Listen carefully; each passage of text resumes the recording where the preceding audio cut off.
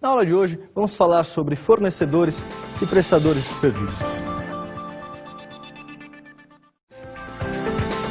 A importância dos processos das comunicações.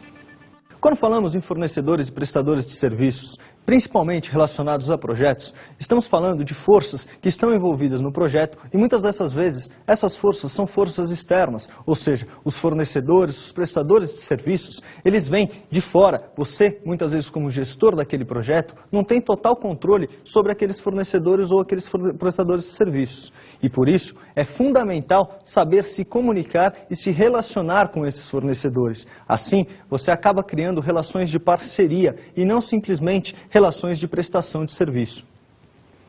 Assim, quando estamos definindo um projeto, precisamos saber selecionar os nossos fornecedores, os nossos prestadores de serviços.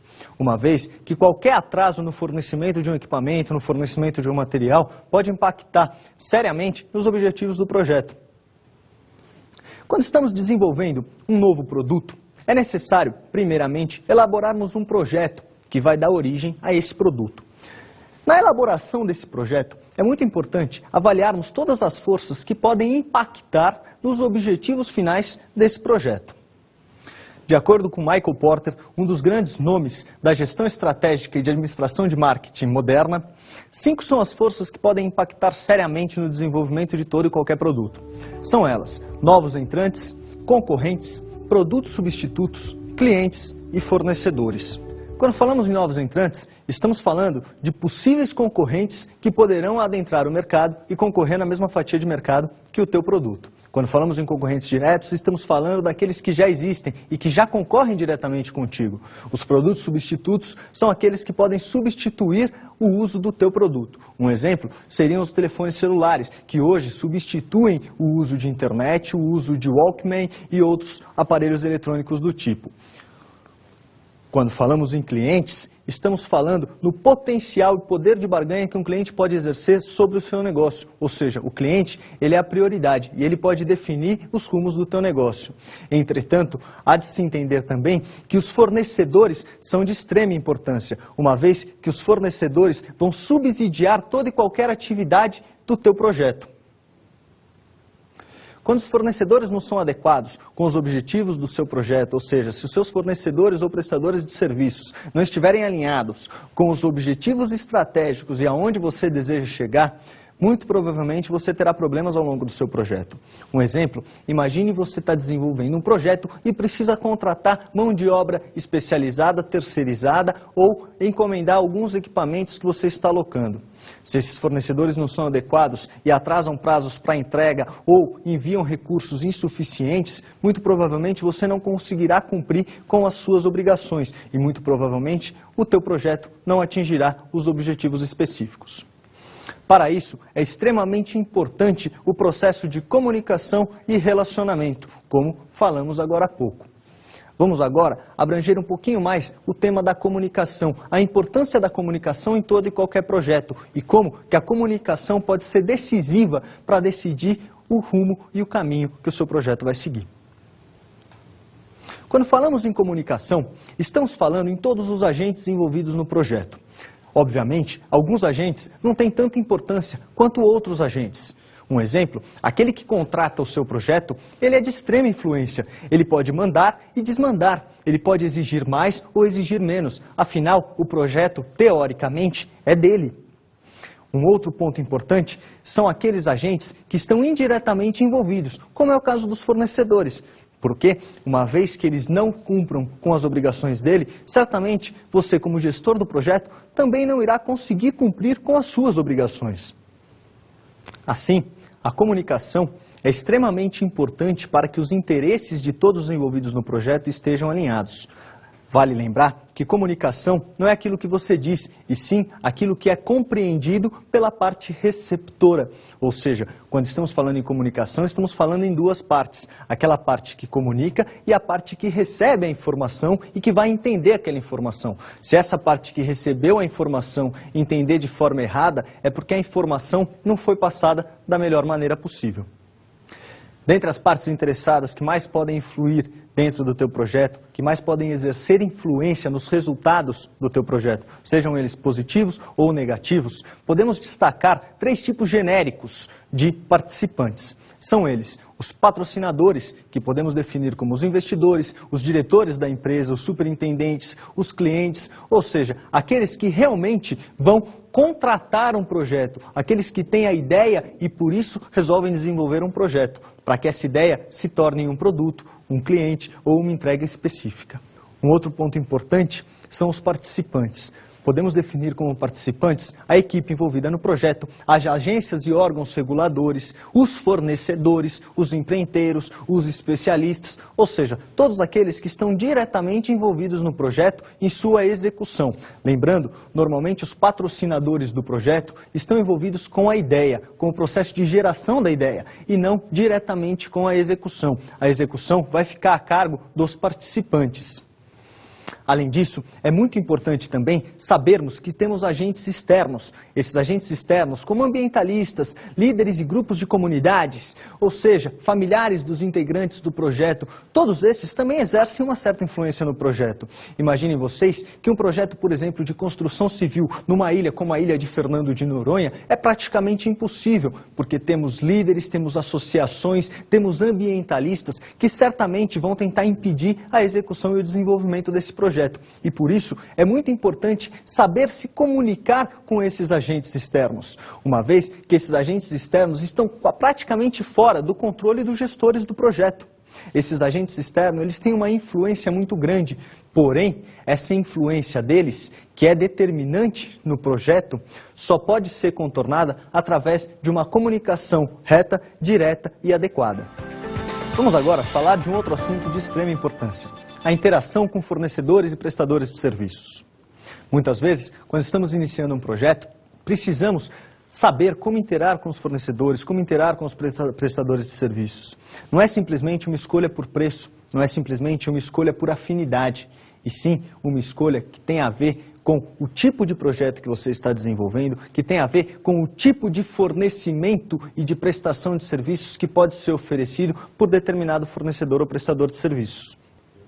Alguns aspectos, como a cultura, os valores, o expertise específico de determinado fornecedor, podem ser determinantes para o sucesso do teu projeto.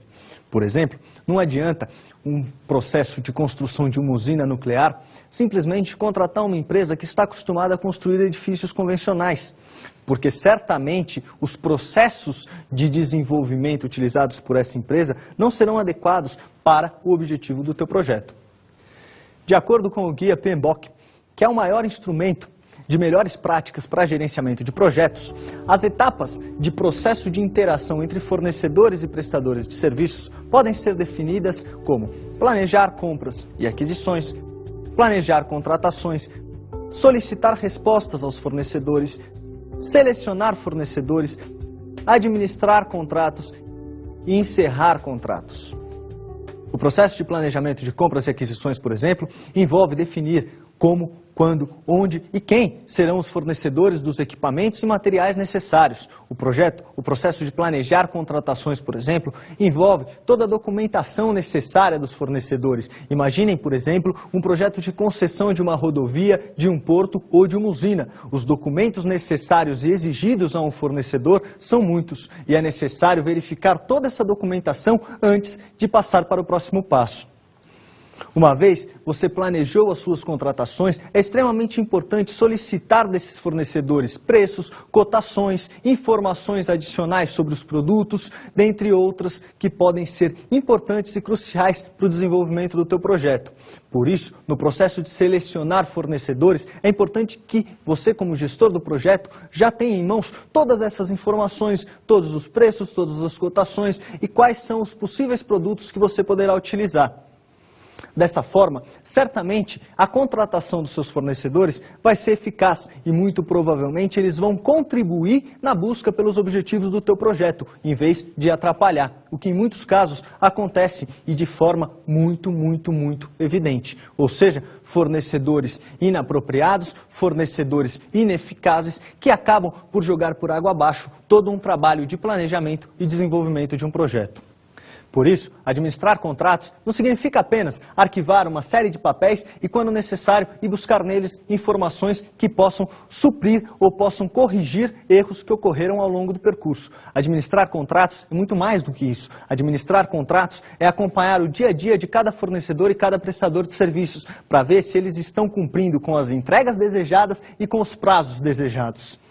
Além disso, é muito importante também sabermos o momento certo de encerrar cada um dos contratos e efetivamente encerrá-los. Ou seja, o contrato não pode ficar em aberto. Um contrato em aberto pode significar lá na frente um grande problema para o teu projeto. Um grande problema talvez até para o desenvolvimento e para a consistência do teu produto. Por isso, é muito importante nos atermos a todos esses pontos que nós comentamos agora, para termos a garantia e a certeza de que os fornecedores e prestadores de serviços vão contribuir para os seus objetivos.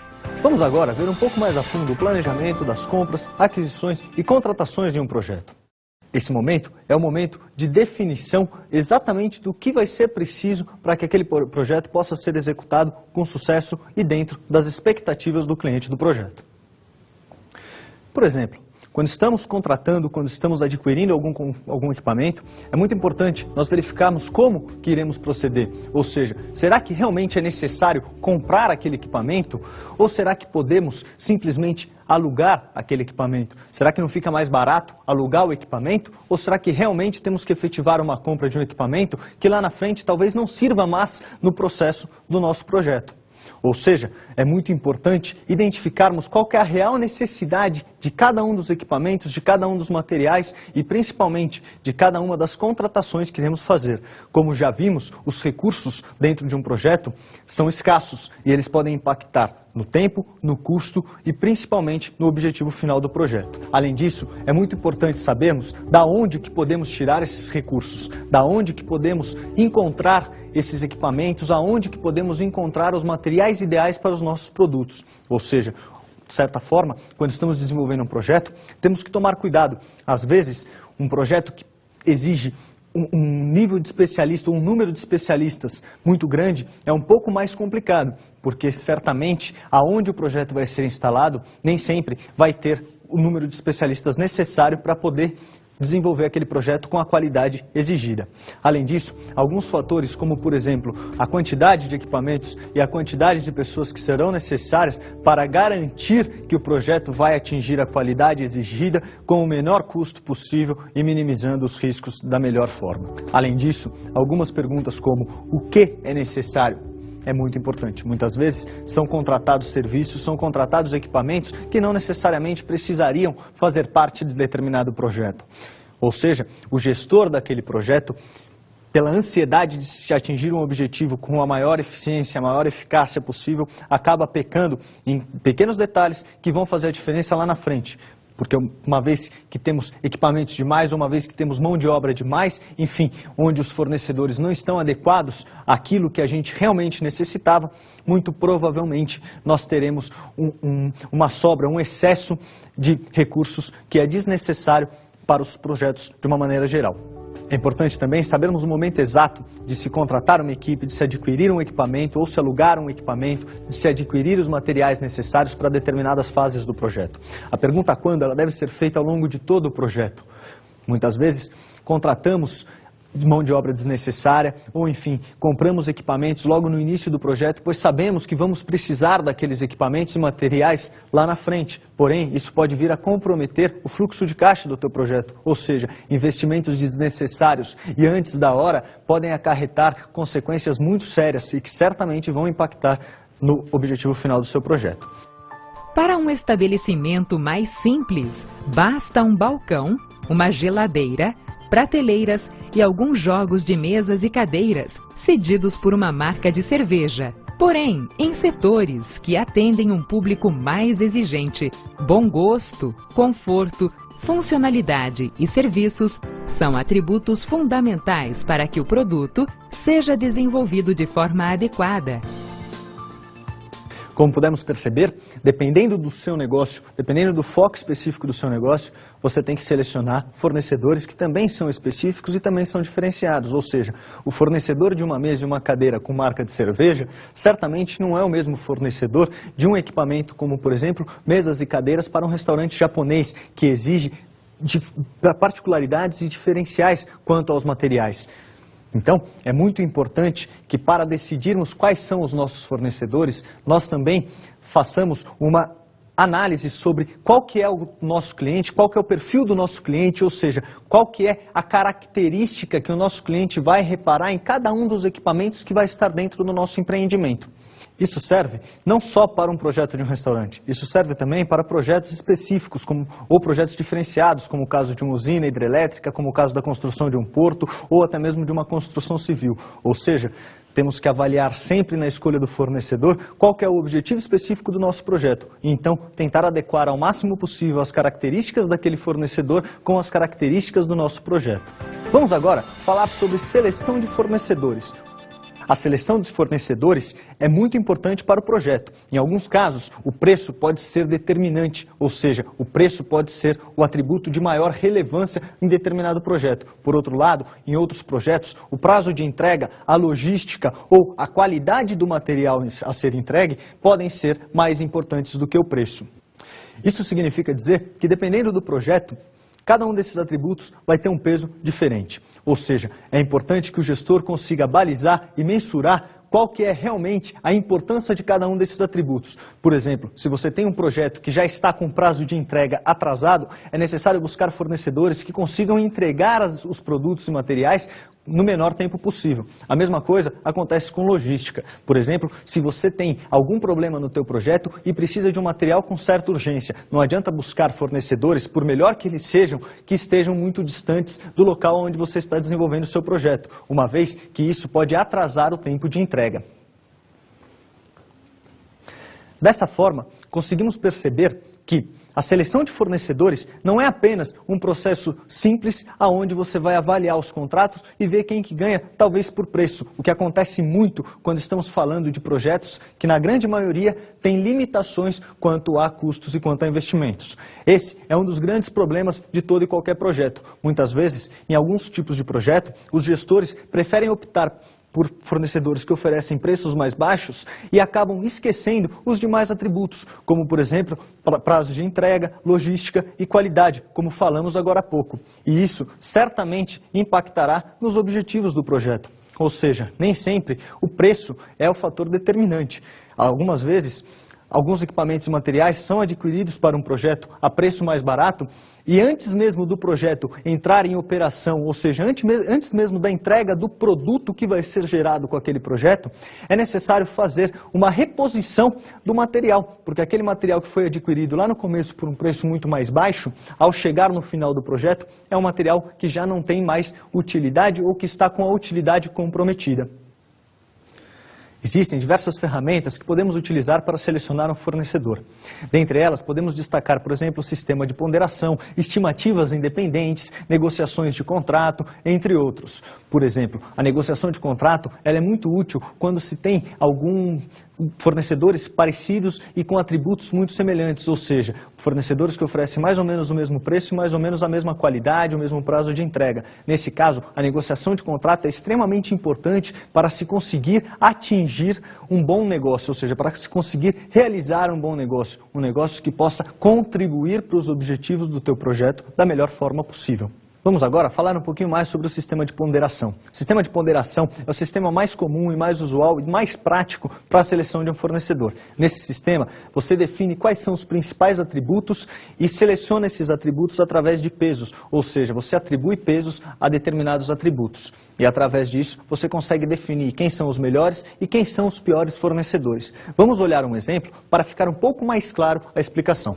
Como podemos observar na tabela de sistema de ponderação de um fornecedor, neste caso, o cliente do projeto selecionou como atributos preço, reputação do fornecedor, confiabilidade do produto, confiabilidade do serviço e flexibilidade do fornecedor.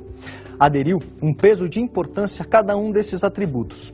podemos observar que este fornecedor em específico é excelente quanto a preços e quanto à confiabilidade do produto. Ele é bom quanto à reputação do fornecedor e quanto à flexibilidade do fornecedor. Entretanto, é regular quanto à confiabilidade do serviço. Nesse caso, ao multiplicarmos as notas do fornecedor pelo peso de importância de cada um dos atributos, iremos obter a nota total desse fornecedor. Ao escalonarmos as notas dos fornecedores, conseguiremos verificar qual fornecedor tem preferência e qual fornecedor deve ser descartado no processo de seleção.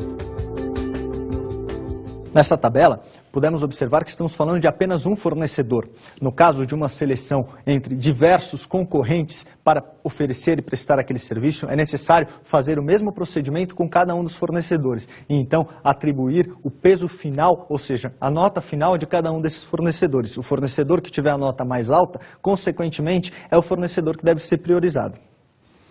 Em processos de licitação ou concessão, é muito comum a utilização do sistema de ponderação. Essa é uma das melhores ferramentas para que você consiga, de forma prática e objetiva, determinar quem são os principais fornecedores ou os principais concorrentes em casos de licitação e concessão. Um outro ponto de extrema importância é a administração e encerramento de contratos. A administração de contratos, como já dissemos no início da aula, não é simplesmente deixar um contrato na gaveta e, quando necessário, irmos verificar o que está acontecendo de errado. Administrar um contrato é acompanhar no dia a dia, desde o início, desde a contratação de um fornecedor até o encerramento daquele contrato, todos os processos, todas as fases e todas as entregas que aquele fornecedor está fazendo. É muito importante, quando estamos administrando um contrato, por exemplo, verificarmos se o material utilizado é o material que foi comprado, se o número de pessoas enviadas para prestar alguns serviços realmente é o mesmo número que está dentro do teu contrato. É comum, por exemplo, ao comprarmos um apartamento na planta, verificarmos lá no memorial descritivo que tem diversas marcas de materiais. Por exemplo, a pia pode ser uma marca conhecida ou similar. A torneira pode ser uma marca conhecida ou similar. O basculante da janela pode ser uma marca conhecida ou similar. Porém, ao pegarmos a chave do apartamento, verificamos que todos os fornecimentos que estão lá, todos os materiais que estão dentro do nosso apartamento são os similares e nenhum deles é o material que nós contratamos. Isso é uma coisa muito comum e acontece bastante. Porém, em alguns projetos, o similar simplesmente não tem a mesma utilidade e o mesmo efeito do que aquele material que foi contratado. Então é muito importante, quando estamos administrando um contrato, sabermos cobrar dos nossos fornecedores exatamente aquilo que foi proposto, aquilo que foi apresentado numa proposta de trabalho, aquilo que foi apresentado dentro de um contrato assinado por ambas as partes. Alguns itens, como a declaração de escopo do trabalho, o cronograma, o período de desempenho daquele projeto, daquela prestação de serviços, as funções, as responsabilidades, o estabelecimento de preços, a forma de pagamento, os ajustes, seja por inflação, seja por qualquer outro índice econômico, os critérios para aceitação das entregas, as garantias, suporte a produtos, limitação de responsabilidades, remunerações, penalidades e seguros são alguns dos itens de extrema importância que devem conter um contrato. Entretanto, todo contrato tem que ser elaborado de acordo com a necessidade específica do projeto. Ou seja, tem contratos que talvez não necessitem ter todos esses itens, assim como tem contratos que necessitam ter muito mais itens do que apenas os itens citados aqui. Alguns desses itens são fundamentais para que nós possamos fazer o encerramento do contrato com garantia e com confiança e segurança para ambas as partes. Por exemplo, contratos que têm as cláusulas de penalidades, seguros ou critérios de aceitação mal elaboradas, normalmente dão problemas, porque os fornecedores acabam por não entregar o que foi contratado e sim entregar similares. E isso, em alguns tipos de projeto, em determinados projetos, pode ser um fator decisivo para o sucesso e até mesmo para a aceitação do projeto por um outro cliente. Vamos agora para o último tema da aula de hoje, os riscos e vantagens da terceirização. Terceirizar não é simplesmente contratar alguém para fazer um serviço que você poderia fazer utilizando os seus próprios recursos. Terceirizar é buscar parceiros que possam agregar ao seu projeto e não te prejudicar. A pergunta, terceirizar ou não, é comum entre gestores de projetos e gestores de empresas ou organizações de todos os portes no mundo inteiro. O tema ganha cada vez mais atenção em todos os cantos do mundo. Terceirizar, muitas vezes, é uma alternativa viável e pode trazer muitos benefícios. Entretanto, quando não se conhecem as razões exatas para a terceirização de algum serviço ou um determinado serviço, muitos podem ser os problemas. Dentre as razões para a terceirização, podemos destacar, por exemplo, a indisponibilidade de capital, ou seja, uma empresa que não tem capital suficiente para organizar e estruturar um departamento e acaba por terceirizar aquele departamento. Além disso, uma outra razão para a terceirização pode ser a falta de conhecimento específico, ou seja, uma empresa que, por algum motivo, precisa produzir alguma coisa ou precisa de algum serviço específico, porém que não é o negócio principal da empresa. Para não dedicar esforços que muito provavelmente serão esforços onerosos a um determinado tipo de serviço que não é o seu negócio principal, as empresas acabam por terceirizar alguns tipos de serviços. Outro ponto importante é a flexibilidade e agilidade que um fornecedor terceirizado pode lhe proporcionar. Muitas vezes, aquele fornecedor tem toda a sua capacidade, toda a sua estrutura focada em oferecer um determinado produto ou serviço. E você, por outro lado, precisa daquele determinado produto ou serviço. E para montar uma estrutura como a daquele fornecedor, acaba sendo um investimento muito alto. E isso pode impactar nos resultados da tua organização. Por isso, nesse caso, às vezes a terceirização pode ser mais vantajosa do que criar uma estrutura própria. Além disso, evitar a capacidade ociosa, ganhar em economia de escala ou a limitação de recursos também são algumas das principais razões para a terceirização de alguns serviços. O debate quanto à terceirização está cada vez mais apimentado em todos os cantos do mundo. Muitas são as empresas que entendem que cada vez mais ter estruturas reduzidas e trabalhar com verdadeiras parcerias é uma alternativa extremamente viável e um diferencial muito importante em todo o processo de competitividade. Entretanto, por outro lado, algumas empresas ainda acreditam que terceirizar só traz problemas e que uma hora ou outra a diferença cultural e de valores poderá impactar nos resultados do teu negócio. Na aula de hoje, nós vimos a importância da comunicação com fornecedores e prestadores de serviços, seja em um projeto ou seja em uma empresa ou uma organização. Além disso, vimos também quais são os riscos e vantagens da terceirização e percebemos que esse debate está cada vez mais apimentado.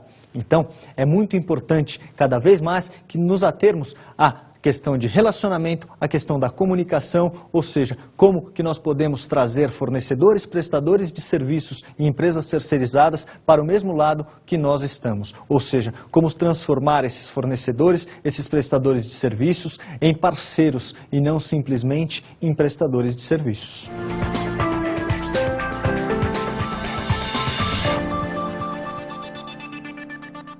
Como dica de estudo para a aula de hoje, eu deixo a vocês o livro Um Passo Além da Terceirização, de Adriano Dutra, Newton Sará e Rogério Moraes. Nesse livro, vocês poderão encontrar um pouquinho mais sobre esse debate apimentado a respeito da terceirização. O que mais a terceirização pode agregar e o que mais a terceirização pode trazer de benefícios para a tua organização. E quais são as principais desvantagens da terceirização.